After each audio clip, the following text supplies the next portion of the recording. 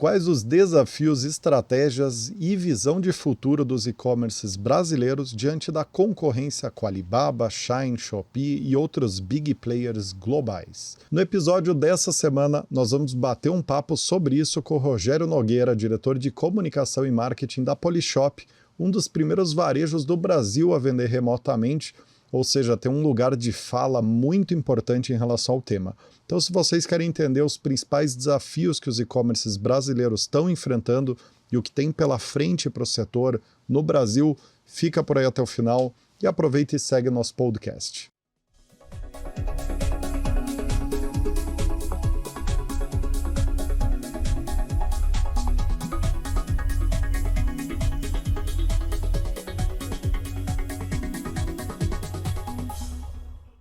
Muito bem, sejam muito bem-vindos e bem-vindas a mais um episódio do Raise the Bar, o podcast semanal divulgado toda terça às 19 horas, que levanta a régua de vocês, apresentando e debatendo os principais cases, tendências, curiosidades e boas práticas de vendas e marketing do momento.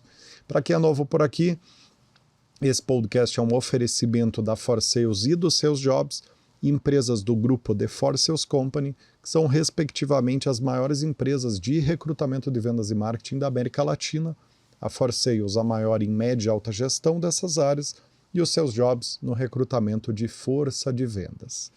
Para começar, queria dar boas-vindas aqui ao nosso convidado super especial, Rogério. Como é que você está, Rogério? Tudo bem?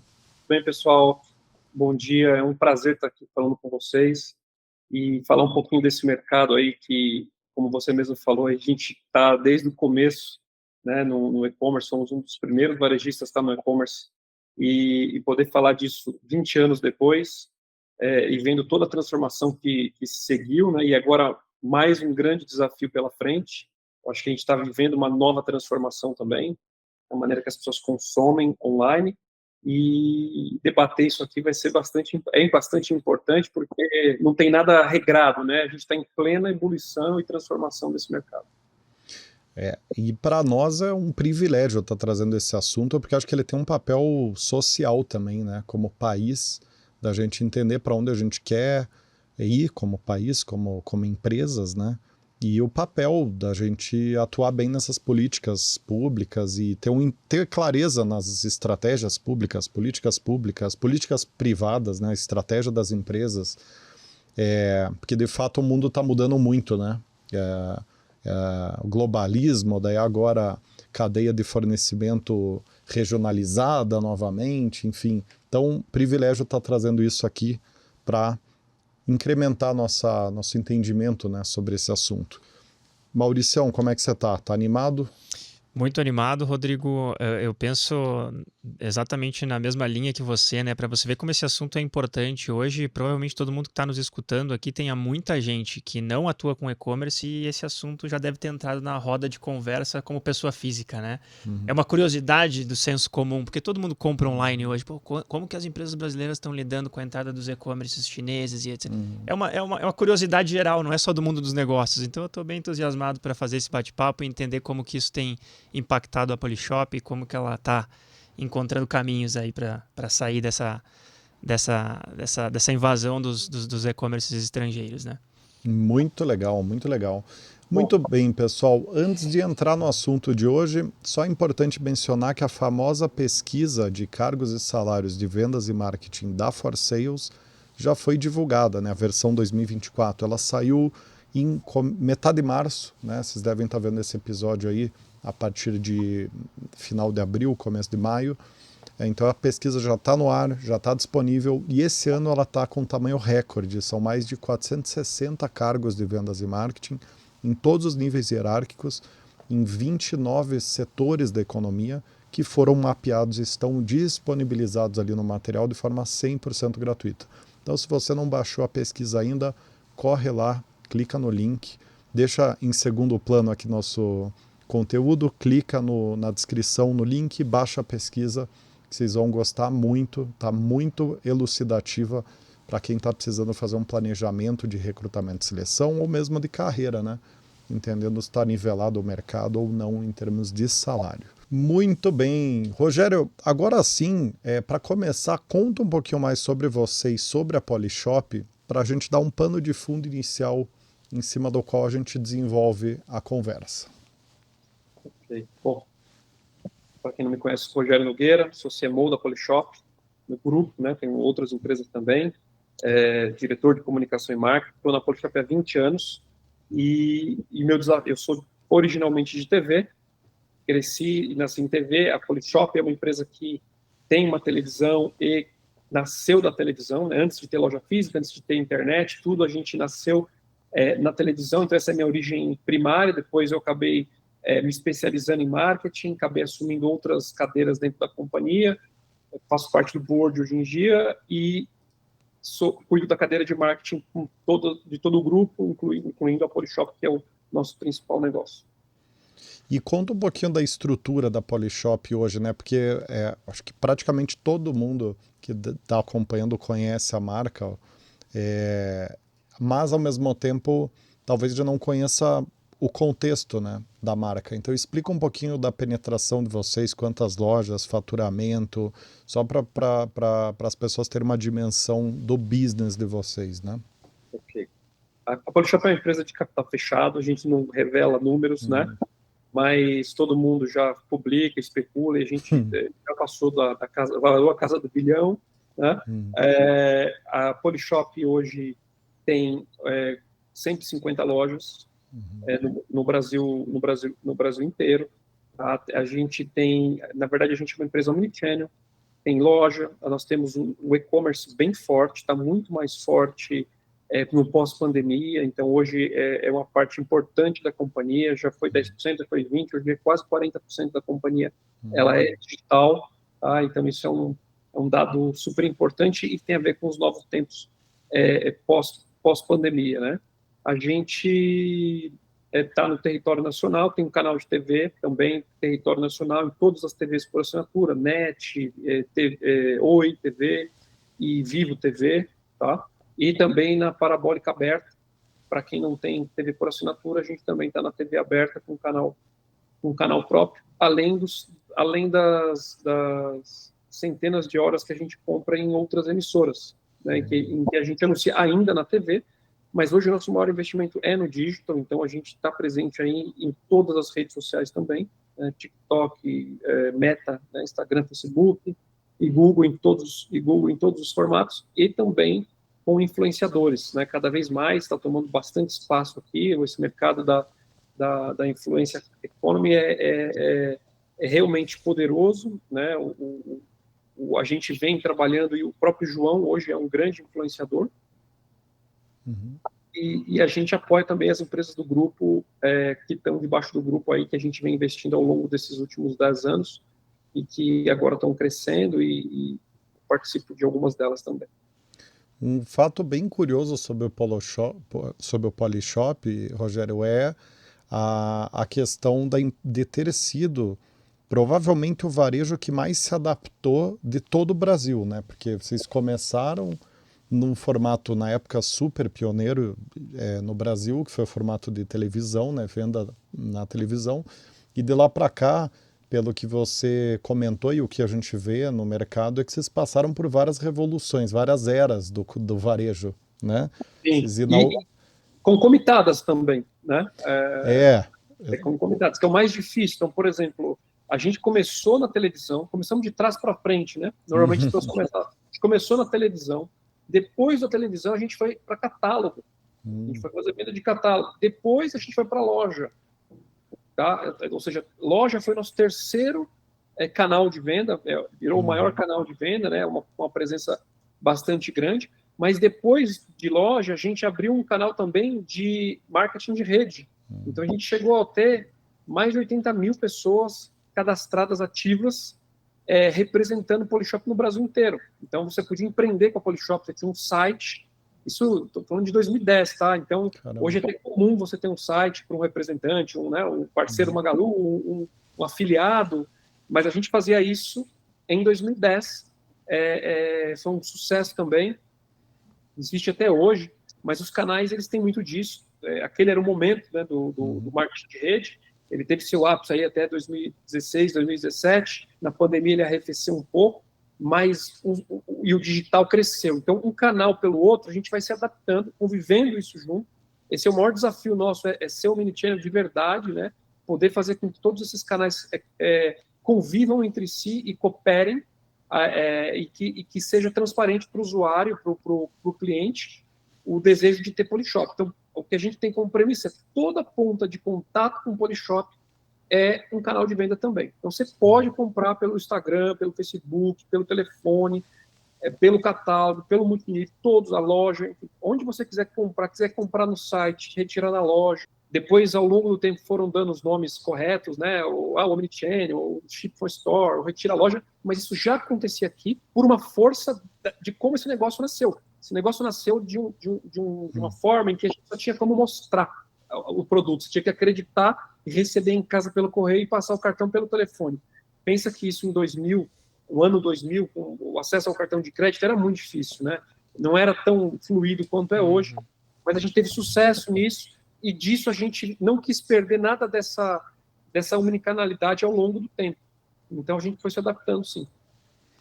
E a gente presencia, né, no segmento de varejo, recentemente, aqui no Brasil, um fenômeno bastante peculiar, né, que é o fato de que há poucos anos atrás as empresas passaram por um ramp-up de valuation absurdo, né?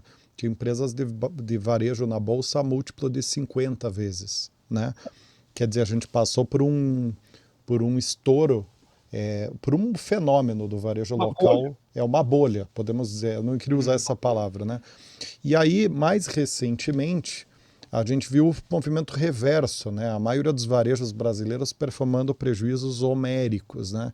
Eu queria que você comentasse um pouco de como que está a situação atual do varejo brasileiro, principalmente nesse ângulo de impacto dos varejos globais no mercado aqui local. Como é que está sendo esse movimento recente do setor, né? Que é algo que é difícil de visualizar, né? Porque saiu de um cenário muito diferente para mudou o cenário muito rápido para nós que não somos do varejo, né? Sim. Na verdade, ele já vem mudando há bastante tempo. Você vê aí que todos esses problemas que eclodiram ano passado aí com grandes varejistas, na verdade, são problemas que vêm sendo arrastados nos balanços há anos, né? Então, não vamos dizer que não é um problema de 2023, isso é um problema pré-pandemia, tá?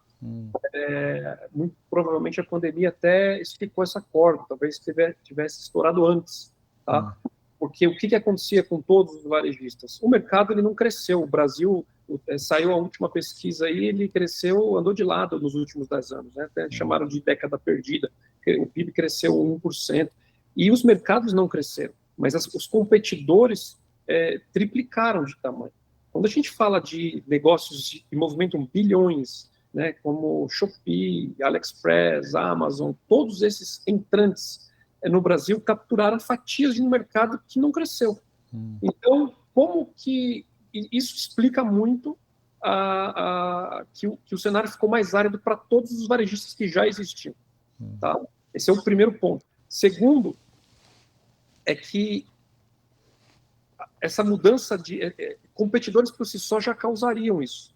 Mas quando você tem competidores que não estão em igualdade de condições, então você tem uma corrida muito maior, né, e uma depenação do varejo que ele por dois motivos. Um, porque tem os varejistas clicks and bricks, né, aqueles que são lojas físicas e são online, carregam um custo de operação muito maior.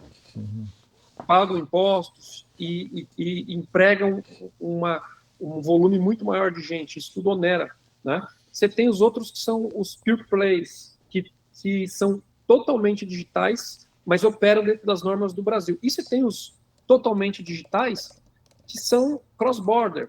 E esses cross-borders, uma oferta muito maior de produto por um preço que as pessoas nunca viram, atraíram completamente os segmentos. Então, a gente mesmo teve que sair de vários mercados que são facilmente copiáveis, facilmente... Quando você entra naquela questão dos $50, né? Quando você entra numa questão de envio como gift, que até então, antes de falar em remessa conforme, era assim que as pessoas tratavam, por exemplo, toda a linha têxtil que a gente vendia era mais de 10% do nosso faturamento.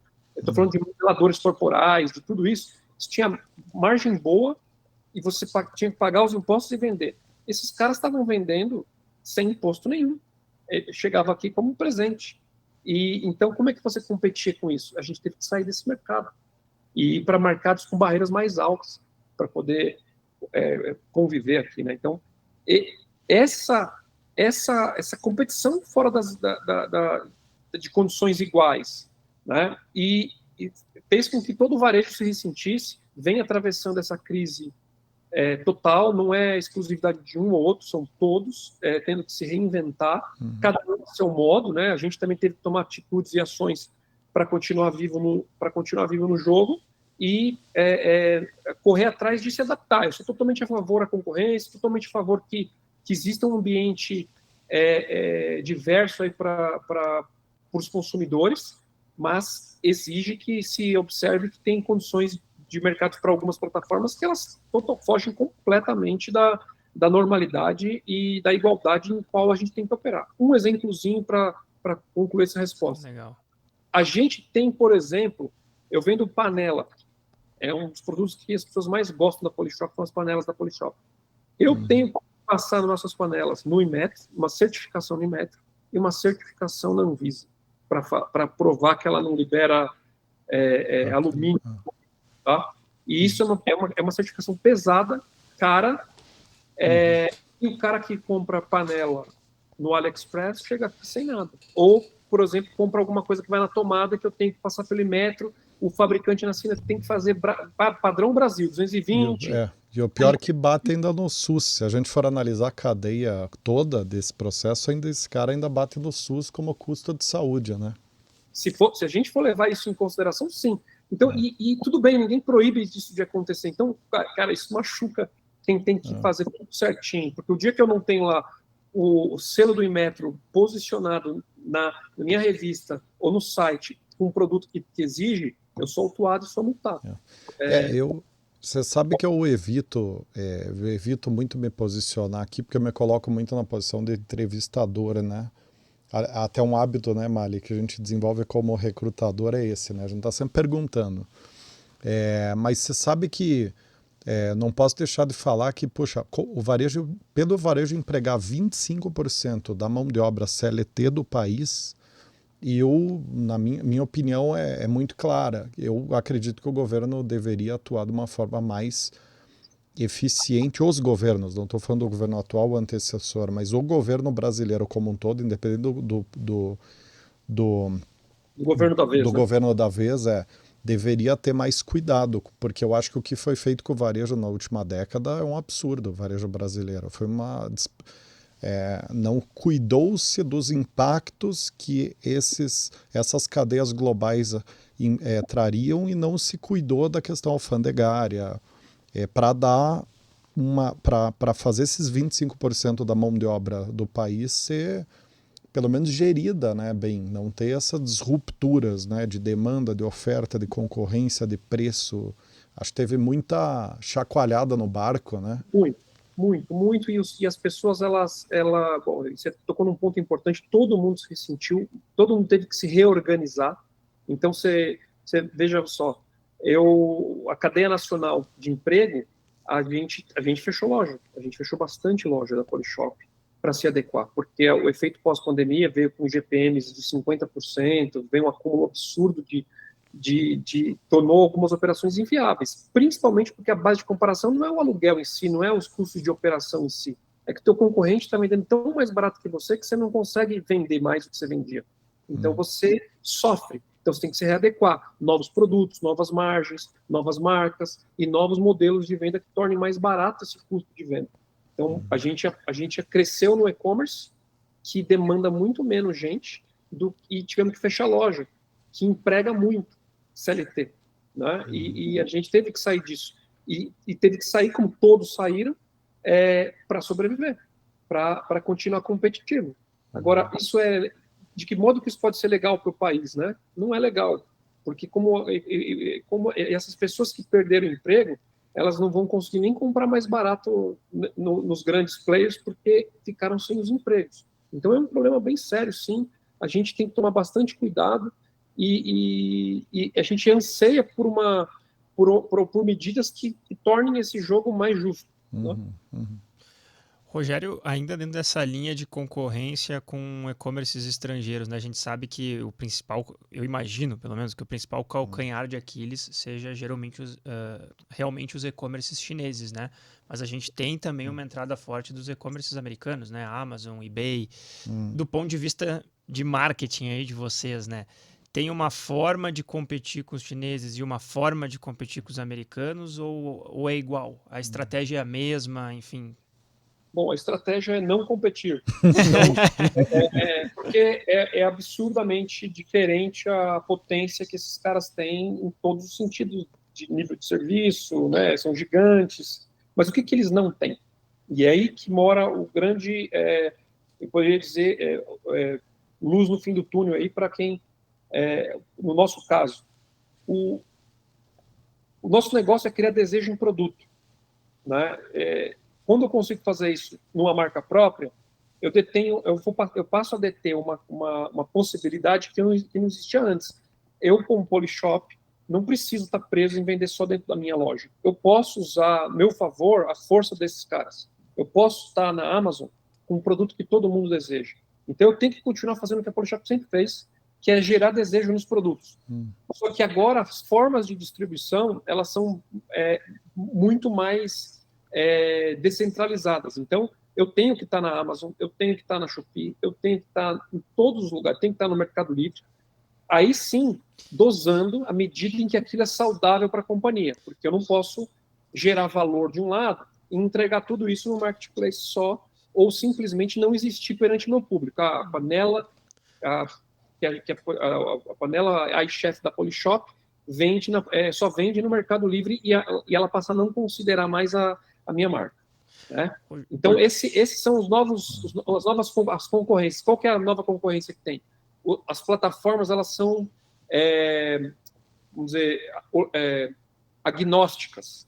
Então eu entro lá com a minha panela, entra um cara copiando a minha panela, basta que ele não chame de Polishop, mas ela é igual, o cara vende pela metade do preço, a plataforma vai acolher esse cara. Para ela só vai importar uma coisa, se esse cara entrega na hora, se ele cumpre prazos.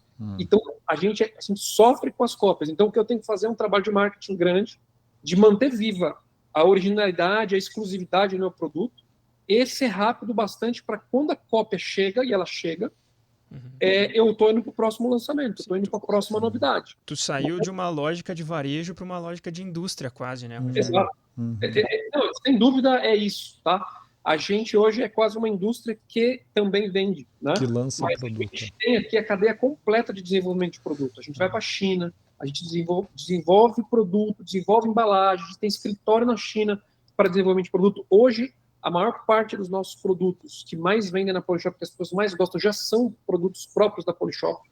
E isso faz com que a gente siga vivo no jogo. Virou uma indústria, né? E deixa eu fazer uma pergunta. E vocês vendem esses produtos no marketplace desses grandes e-commerce internacionais fora do Brasil também? Ou só internamente? A gente já até testou isso, mas por enquanto só internamente. Entendi. Né? Mas eu diria que... O Brasil tem uma possibilidade gigante ainda, né? Mas essa é a maneira que a gente conseguiu de gerar valor, de continuar gerando valor na companhia, usando a nosso favor essa força do oponente.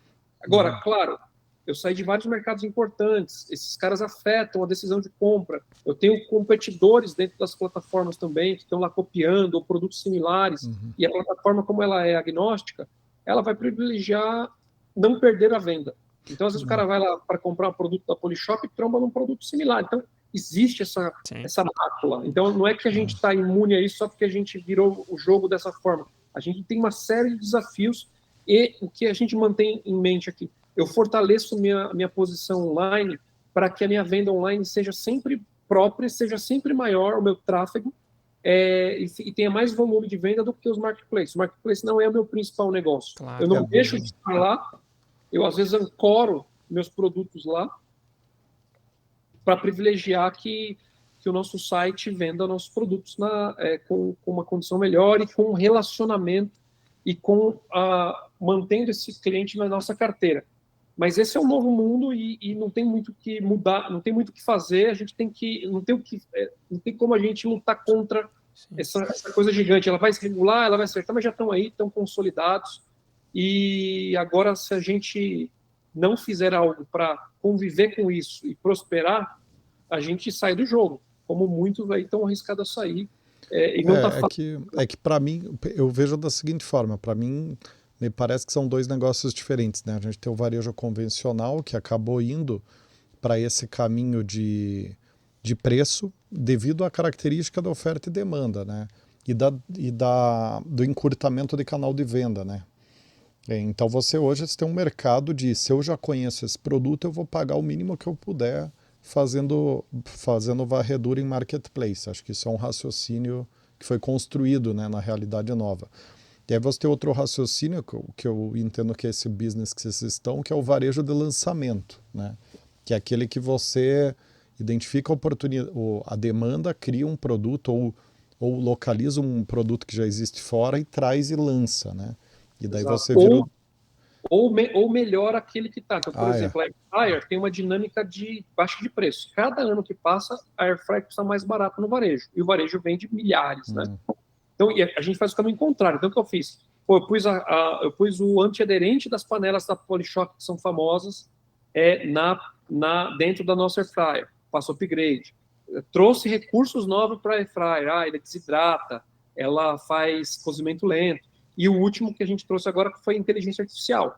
A gente embutiu uma camada de inteligência artificial dentro da Air Fryer para continuar gerando valor no produto. Então, ao invés da gente baixar o preço, eu gero mais valor, porque aí eu continuo tendo história para contar.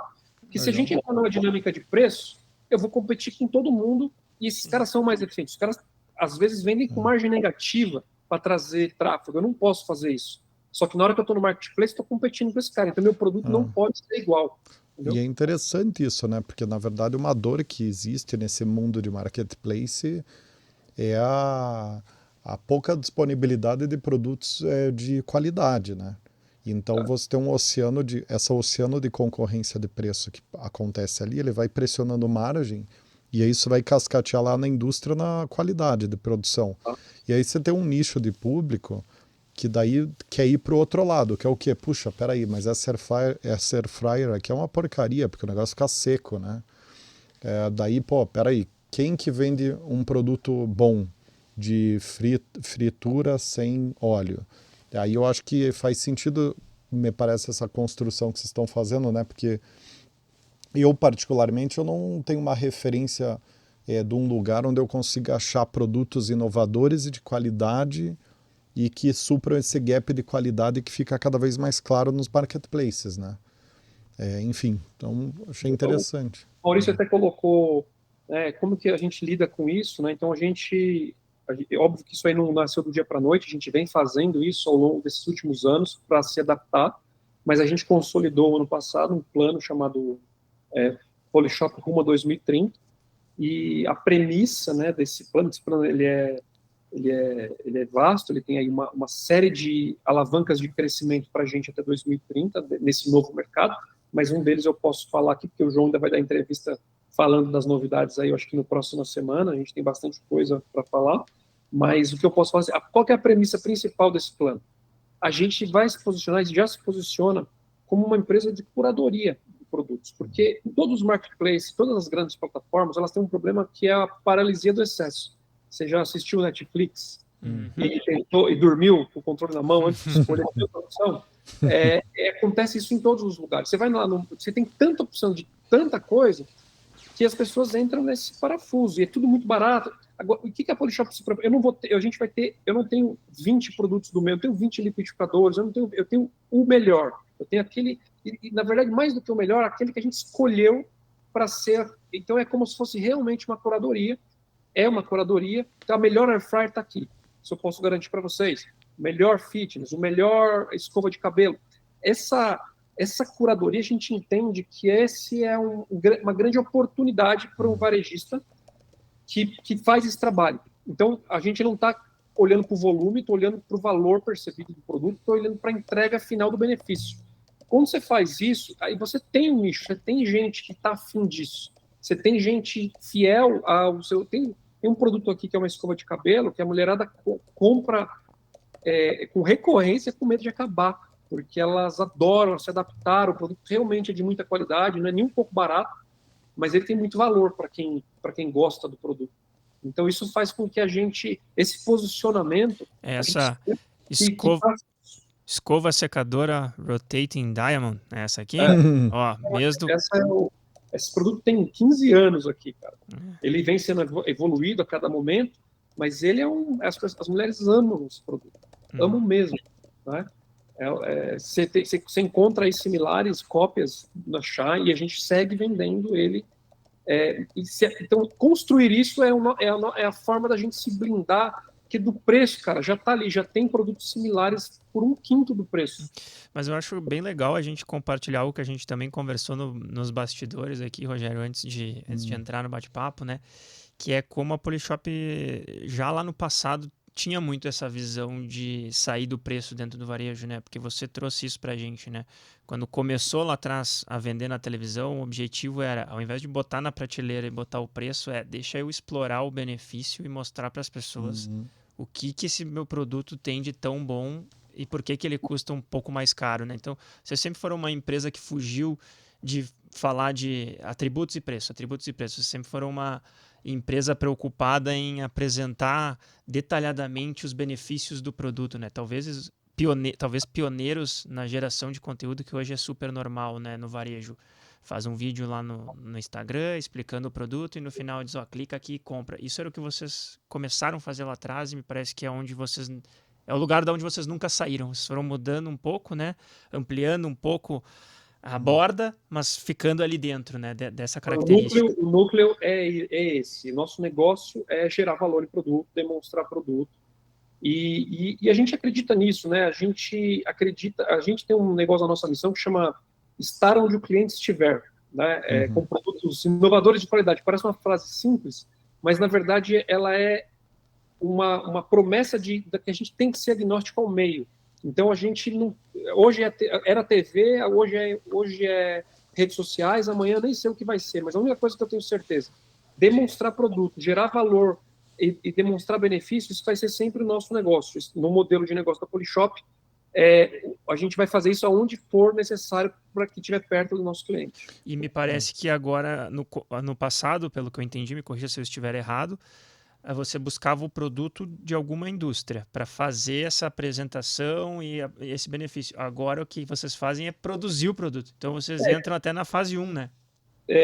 A gente consolidou isso no ano passado de forma mais importante, quando a gente atingiu quase 50% da nossa venda já com produtos próprios. Mas esse movimento, ele já tem pelo menos uns 7 anos, tá? Que a gente vem, a gente montou uma fábrica de fitness, começamos com os produtos de fitness, que eram produtos de barreira alta de entrada. O bom é que ampliou o marketing, né? Identificar a demanda. Na verdade, cresceu bastante mesmo. Mas é um desafio, tanto que muita gente me pergunta, né? Pô, você trabalha... Como é que você aguenta trabalhar 20 anos na mesma empresa? Eu falei, cara, eu acho que eu nunca trabalhei na mesma empresa mais que 2 anos. Eu acredito. A mutação foi tão grande no varejo nos últimos tempos, né? Eu sou um cara egresso de televisão. Nossa. Eu estudei marketing trabalhando na Polishop, me especializei, fiz pós-graduação e vivi isso aqui, tive a oportunidade de viver isso como experiência. Eu vi essa revolução acontecer, assisti e participei dela, e cara, tudo muda muito rápido. Eu acho que você está numa posição, né? Você como empresa, dentro da empresa, está numa posição de você não ter uma referência clara de mercado para seguir. Vocês estão criando um caminho que não existe. E sempre tiveram, desde lá atrás até hoje. Foi sempre assim. Então a gente já é um estranho no ninho, com quase tudo, né? Então, eu falo muito isso para nós lá na The Forces Company, é um pouco isso, né? Porque a gente criou esse business de recrutamento especializado em departamento, né? No Brasil, na época, não existia, né? 10 anos atrás, esse tipo de business. E aí é tudo novo, né? Para onde você vai? Como que você cresce? No nosso caso, acho que o caminho foi bem mais fácil, bem mais simples e óbvio, mas do que o de vocês, que o varejo é um business muito arisco, né? Muito dinâmico.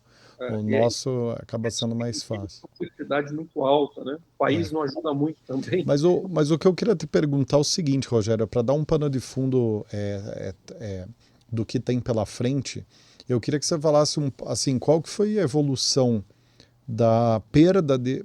Perdão, qual que foi como que foi o fatiamento dessa pizza que não cresceu ao longo dos últimos 5, 10 anos? Quer dizer, como que foi aumentando o pedaço dos marketplaces globais ao longo desses últimos 5, 10 anos? E o que vocês preveem daqui para frente? Quer dizer, como é que vai estar essa pizza de varejo daqui para frente na visão de vocês? O que vocês já estão fazendo em relação a isso?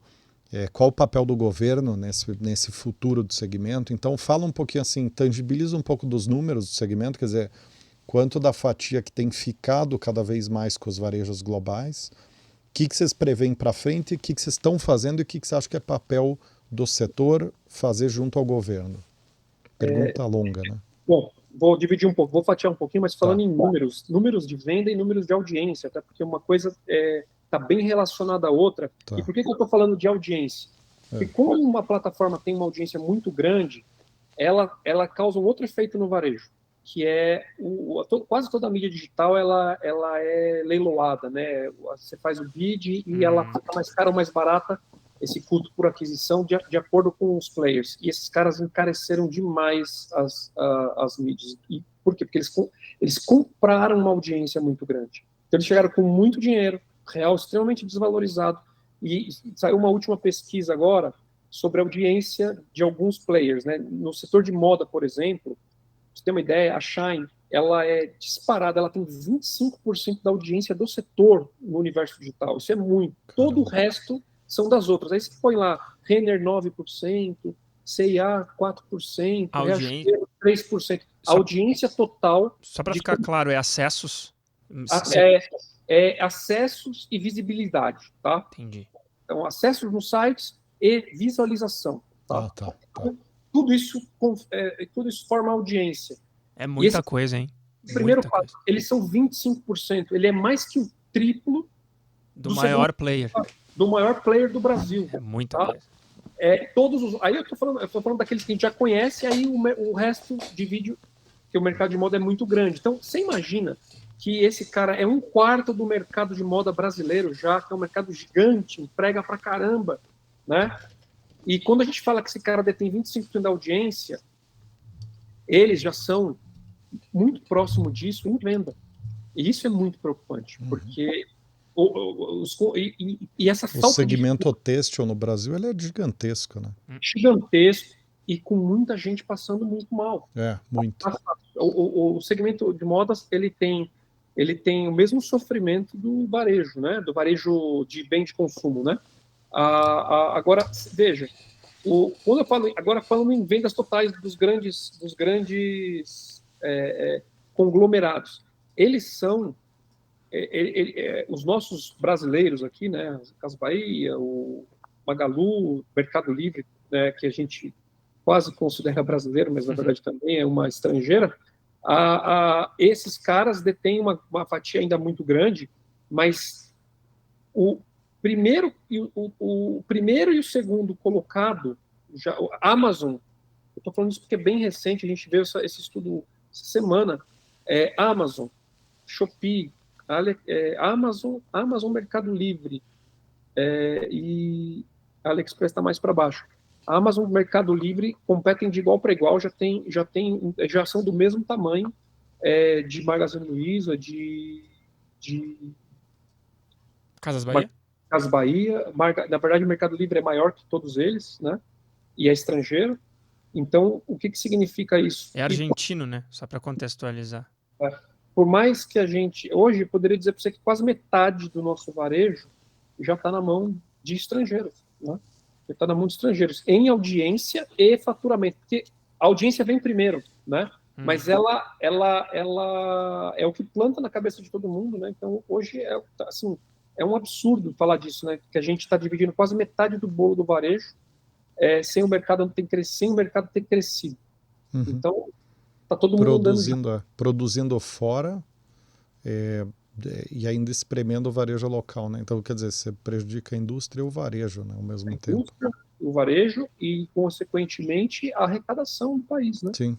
Então, é uma cascata de problema. E no contexto de que acho que você vai responder, desculpa te interromper, né, Rogério, mas no contexto do que poderia ser feito, talvez já existam iniciativas, porém elas não são cumpridas de repente, de uma certa forma? Não são. E quando a gente coloca, assim, sendo bem honesto, né, cara, grande parte o R$ 250, que hoje é o equivalente a $50, é grande. O ticket médio do varejo, o Polishop é um bicho meio à parte, o ticket médio aqui é alto, passa de R$ 700, mas do varejo tradicional é R$ 300. Sim, o ticket médio. O ticket médio do varejo é R$ 300. Aí o cara Se, fraciona a compra e acabou. Ele se entra até embaixo 200, da. se Ele... até R$ 250 você está livre de impostos, como é que você compete com isso? Tendo Sim. toda a cadeia de importação que a gente tem e todas as regras que a gente Não, precisa. e isso não faz sentido algum, né? Porque você vê, a indústria tem isenção de imposto para produtos que custam menos de R$ 250 em lugar nenhum do planeta. E nunca vai existir, porque não tem sentido algum você isentar um imposto porque o produto custa menos que R$ 250. Não faz sentido economicamente É falando. muito dinheiro, tá? É. Então, muito a partir do momento que você tem essa isenção de imposto por faixa de preço, você está criando uma regra que não tem nenhuma correlação com nenhum princípio de economia, de gestão pública, porque você está falando o seguinte, tá bom, a indústria que produz produto abaixo de 250 vai quebrar, porque eu vou trazer tudo de fora sem cobrar imposto. E eu cobro 60% de imposto da indústria aqui que produz esse tipo de Exato. produto. Então, quer dizer, é uma questão que ela não tem fundamentação, né? Esse é o principal problema. O segundo problema, você pega as plataformas, como eu falei, são agnósticas. Então, eu vou pegar um caso concreto, tá? Tem uma marca importante chinesa aqui, que a gente tem conexão aqui com a representação brasileira, e esses caras vendem eletrônicos, né? Ela é a maior empresa da China disso. Vende relógio, vende computador, vende produtos para casa, todo mundo conhece ela por celulares. Ela é uma das segunda ou terceira maior fabricante de celular do mundo. Qual que é o maior problema desses caras? Esses caras, eles sofrem uma pirataria gigantesca, porque tem muitos sellers, micro sellers, caras que vão no Paraguai, compram, entram e são seller platinum no Mercado Livre, por exemplo, e vendendo com a mesma marca. O cara vem, pega a representação, importa os produtos, paga imposto. Aí o sujeito, aí são milhares de sujeitos, vão lá no Paraguai, compra meia dúzia de telefone, meia dúzia de fone de ouvido, e ele é um seller bom também. E a plataforma, ela equaliza os sellers, desde que ele cumpra as entregas, Então isso é terrível para o mercado. Então, porque é uma pirataria institucionalizada, né? Você pode... E aí, as plataformas não tiram, elas não unem na velocidade que a gente precisaria. Né? E o que vocês estão prevendo que vai acontecer nos próximos 5, 10 anos? Pergunta dificílima, né? Porque ninguém deve ter essa resposta cravada, mas o que vocês visualizam que provavelmente vai acontecer no varejo local e principalmente o que vocês estão fazendo a respeito hoje, só para tangibilizar para quem está acompanhando? Para arrematar, né? Eu não acho que nós vamos voltar para trás. Então, as plataformas digitais e o comércio online, ele só vai se intensificar. Então, um pouco mais regulado, um pouco menos regulado, com algumas regras que tornem mais simples, mas o estrago está feito. As empresas estão posicionadas aqui e elas são muito eficientes, elas vão continuar boas aqui. Então, no nosso caso, qual é o remédio que a gente encontrou? Né? A gente encontrou alguns remédios. Um deles é aquilo que a gente falou, apostar em produto próprio e gerar valor nesses produtos. Não é só produzir, virar uma indústria e vender um commodity que todo mundo vende, porque aí a plataforma de marketplace faz o que ela faz de melhor. Ela é agnóstica, ela vai vender o teu, do cara do lado e vai vencer só o melhor preço. Estou falando de geração de valor mesmo, de você encontrar um produto, de você colocar a personalidade da tua marca nele e das pessoas desejarem ele porque é da tua marca. Essa construção vai seguir tendo valor. Aí a distribuição disso, a gente vai ser agnóstica também. A gente vai testar todas as distribuições possíveis e a gente vai atacar aquela que aderir melhor. E valendo tudo mesmo. Loja física, franquia, distribuição porta a porta, influencer, misturado com marketing de rede, que hoje também é uma coisa nova que está surgindo. Cara, tem uma teia de distribuição tão enorme que a gente não dá conta. Então, o que eu acho que nós vamos fazer é curadoria de produto, geração de valor e curadoria da distribuição também. Legal. Porque a gente vai ter tantos meios de distribuição e também os nossos próprios meios. Então, a gente não, o que não vai funcionar se fica o modelo engessado, né? Então, eu tô falando até de coisa assim, cara, se a gente já fez esses testes, eu posso até também vender direto da China, se for o caso, em algum momento, mas vai ser uma curadoria. Não vou deixar de ter o mesmo princípio que a Polishop tem. Então, não vou ser tudo de tudo. Eu vou escolher aquilo que combina com o meu cliente. Talvez aumente o sortimento. A gente já tem vários testes em curso para esse tipo de coisa, mas eu acho que se fosse para traduzir, é exatamente isso. Curadoria de produto, geração de valor e curadoria na distribuição também. Porque hoje a possibilidade de distribuir ela é muito grande e eu acho que ela vai aumentar. Eu acho que prever mais do que isso, tendo a inteligência artificial também como uma nova fronteira chegando, é difícil, né? A gente há 5, 7 anos atrás, a gente já estava bem assustado com a chegada dos marketplaces, que era um bicho que ia mudar o varejo, e antes deles se consolidarem, chegaram as plataformas cross-borders aqui. Então, o mundo está atropelado, né? A velocidade está muito alta nas mudanças. Então, acho que qualquer previsão muito longa nisso pode dar, a chance de dar errado é grande. Fantástico, Rogério. Olha, queria te agradecer muitíssimo em nome de todo o time aí da The Force Sales Company, meu, do Maurício. Papo super relevante. Acho que a gente conseguiu dar um bom pano de fundo. Foi bem legal, bem legal. Rogério, uma última pergunta aqui só para vai fechar lá, o tema vai lá. aqui. Curiosidade, nesse contexto todo que você falou, né? O papel do Apolinário como uma personalidade, como um influencer, acho que é bastante importante para o negócio também. Tem sua relevância nesse contexto atual, né? Cada vez mais relevante. Interessante. Né? A figura do João, o João já é um cara bem diferenciado, ele é o fundador e esse modelo de negócio vem dele, né?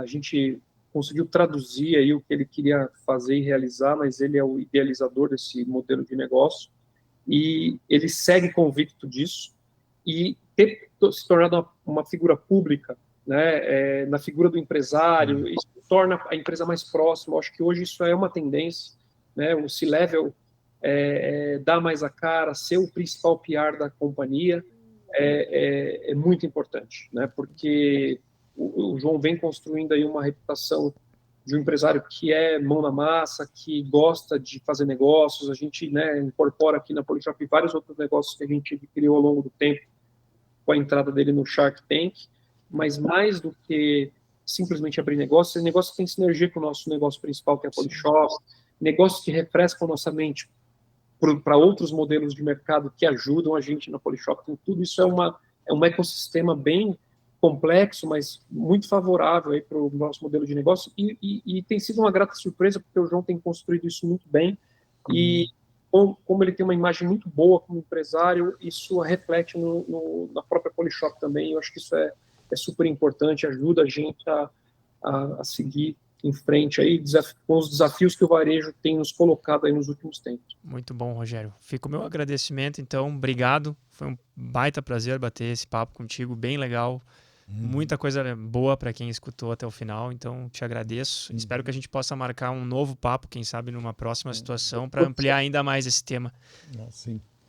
E também, Obrigado, Maurício. Nós que agradecemos, meu caro, um enorme prazer. Eu também queria convidar quem está acompanhando até aqui para que queira se aprofundar no tema do varejo, para ver o episódio sobre o case da Pague Menos. Muito interessante, eu acho que vai complementar a visão de como que o varejo está se transformando, que é o case deles de transformação de varejo a hub de saúde. Extremamente interessante o que eles fizeram no ponto de venda. Eles transformaram uma farmácia, já dando spoiler aqui, num hub de saúde, de primeiro atendimento. Olha, então, com consulta remota, com exames rápidos, eles transformaram num hub mesmo, quase um pronto-socorro. um pré-pronto-socorro, assim, né? Muito interessante. Então, agora é o episódio 63, já estou com ele na minha frente aqui. Clica lá e não perde a oportunidade de se aprofundar nesse assunto. Muito obrigado, Rogério, a todos e todas que estão nos acompanhando até aqui, e nos vemos no próximo episódio. Até lá.